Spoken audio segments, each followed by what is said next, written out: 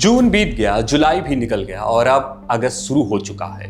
पिछले 3 महीनों से देश भर में युवाओं की आवाज गूंज रही है। कभी दिल्ली के जंतर मंतर पर छात्र सड़कों पर उतरते हैं तो कभी रांची में पेपर लीक और भर्ती में कथित गड़बड़ियों के खिलाफ हजारों युवा आंदोलन कर रहे हैं। लेकिन इन सब के बीच एक राज्य ऐसा भी है जहां कई युवाओं का आंदोलन सड़क पर तो कम पर सरकारी वेबसाइट के रिजल्ट अवेटेड पेज पर ज्यादा दिखाई देता है।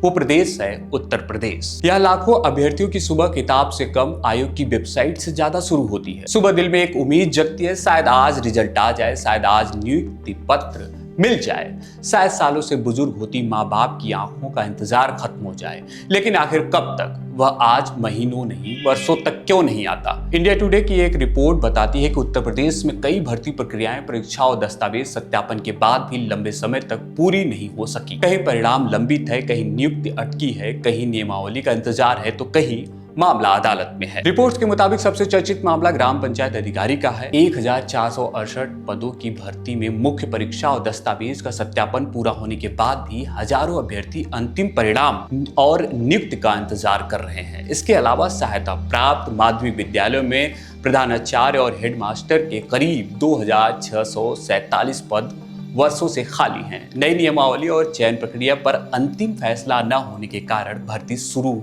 नहीं हो सकी है। उच्च शिक्षा की बात करें तो 910 पदों वाली असिस्टेंट प्रोफेसर भर्ती में 2022 से विवाद और कानूनी प्रक्रिया में उलझी हुई है। परीक्षा हुई, दोबारा परीक्षा हुई, परिणाम आया, इंटरव्यू भी शुरू हुआ, लेकिन अदालत के आदेश के बाद पूरी प्रक्रिया फिर रुक गई। स्वास्थ्य विभाग की स्थिति भी इससे कम चिंताजनक नहीं है। रिपोर्ट्स के अनुसार उत्तर प्रदेश में लेवल 1 के करीब 7000 और लेवल 2 के लगभग 3000 डॉक्टरों की पद खाली हैं। भर्ती प्रक्रिया तेज करने के लिए नया भर्ती बोर्ड बनाया गया, लेकिन उसकी भी पूरी तरह से काम शुरू नहीं हो सका। वहीं आयुष विभाग से जुड़े करीब 40,000 पैरामेडिकल छात्र भी परीक्षाओं और परिणाम की देरी का असर झेल रहे हैं। परीक्षा का समय पर नहीं होने से उनकी पढ़ाई, छात्रवृत्ति और भविष्य प्रभावित हुआ है।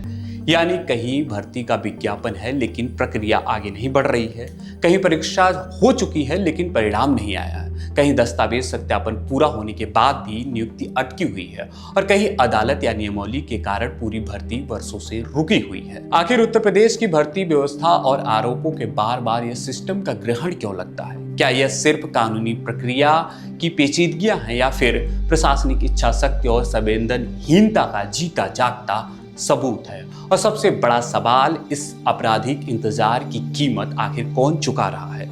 बड़ी बड़ी बातें करती सरकार और उसके ढीले आयोग या अपने सपनों को अपनी ही आंखों के सामने दम तोड़ते देखता उत्तर प्रदेश का बेबस युवा? मैं हूं विवेक और आप देख रहे हैं न्यूज कैंची।